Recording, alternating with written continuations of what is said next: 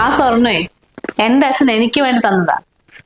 അതിപ്പോ ഇപ്പോഴത്തെ വില നോക്കുകയാണെങ്കിൽ 80 പവനൊരു 10-60 ലക്ഷം രൂപ വരും. അങ്ങനെയല്ലേ നമ്മൾ കണക്ക് കൂട്ടിയത്. അപ്പൊ പിന്നെ 10-60 ലക്ഷം രൂപന്റെ മുതലൊക്കെ ഏട്ടന്റെ അക്കൗണ്ടിൽ ഇട്ടിട്ട് എനിക്കിങ്ങനെ ഇവിടെ കൂളായിട്ട് നിൽക്കാൻ പറ്റുക? അത് എന്റെ അക്കൗണ്ടിൽ കിടന്നോട്ടെ. അതല്ലേ എന്റെ ഒരു സേഫ്റ്റി എന്ന് പറയുന്നത്. ഓ, അപ്പൊ ഇയാൾക്ക് എന്നെ വിശ്വാസമല്ലേ? എടോ, അന്ന് ഞാനങ്ങനെ സംസാരിക്കുമ്പോ പറഞ്ഞു പോയെന്നുള്ളൂ, അല്ലാണ്ടൊന്നുമില്ല. പിന്നെ ഈ പൈസേന്റെ സ്വർണത്തിന്റെ കാര്യത്തിലേ വൈഫ് ഹസ്ബൻഡ് എന്ന് പറഞ്ഞ വ്യത്യാസമൊന്നുമില്ല. അത് നിന്റെ ആണെങ്കിൽ എന്റെ ആണെങ്കിലും നമ്മളതാണത്. അത് നീ അങ്ങനെ കാണാൻ പഠിക്ക്. എനിക്കും അങ്ങനെ കാണാൻ തന്നെയാണ് ഇഷ്ടം.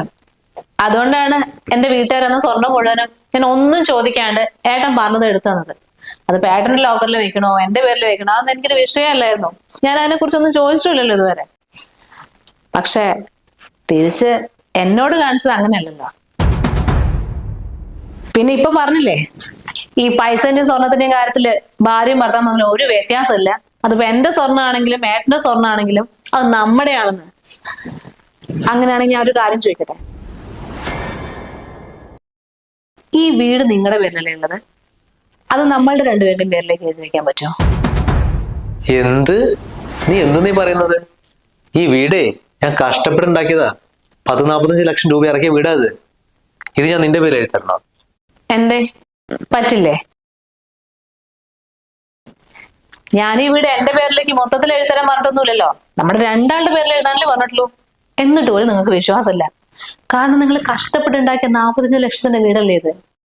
അതുപോലെ ആ സ്വർണ്ണേ എന്റെ അച്ഛൻ കഷ്ടപ്പെട്ട് ഉണ്ടാക്കിയതാ. അത് നിങ്ങളുടെ ലോക്കറിൽ വെച്ചിട്ട് ആസ്വദിക്കാൻ വേണ്ടി തന്ന സ്വർണ്ണം അല്ല, എന്റെ ആവശ്യങ്ങൾക്ക് എടുക്കാൻ വേണ്ടി തന്നതാ. അതുകൊണ്ടേ നാളെ തന്നെ അത് എന്റെ അക്കൗണ്ടിലേക്ക് മാറ്റി. അതങ്ങനെ പെട്ടെന്ന് പറഞ്ഞ നടക്കൂല. ഞാനതിലൊരു 20 പവൻ വേറെ ആവശ്യത്തിന് വേണ്ടി എടുത്തു എന്ന് പറഞ്ഞാ വിറ്റു. വിറ്റോ? എന്നോട് ചോദിക്കാണ്ടോ? അതിപ്പോ ഒരു എമർജൻസി വന്നപ്പോ എടുത്ത് വിറ്റതാ. അന്നാണ് നിന്നോട് പറയാനും പറ്റിയില്ല.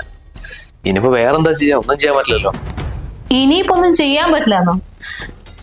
അല്ല, ഈ 20 പവൻ എന്ന് പറഞ്ഞാല് ഇന്നത്തെ വിലക്ക് എത്ര വരും ഏട്ടാ? അതിപ്പോ ഒരു 10-14 ലക്ഷം രൂപ വരും. 14 ലക്ഷം രൂപയോ? അതൊരു വലിയ എമൗണ്ട് ആണല്ലോ.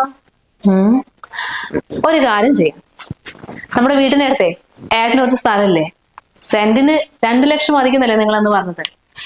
അതിലൊരു 7 സെന്റ് എന്റെ പേരിലേക്ക് എഴുതാം.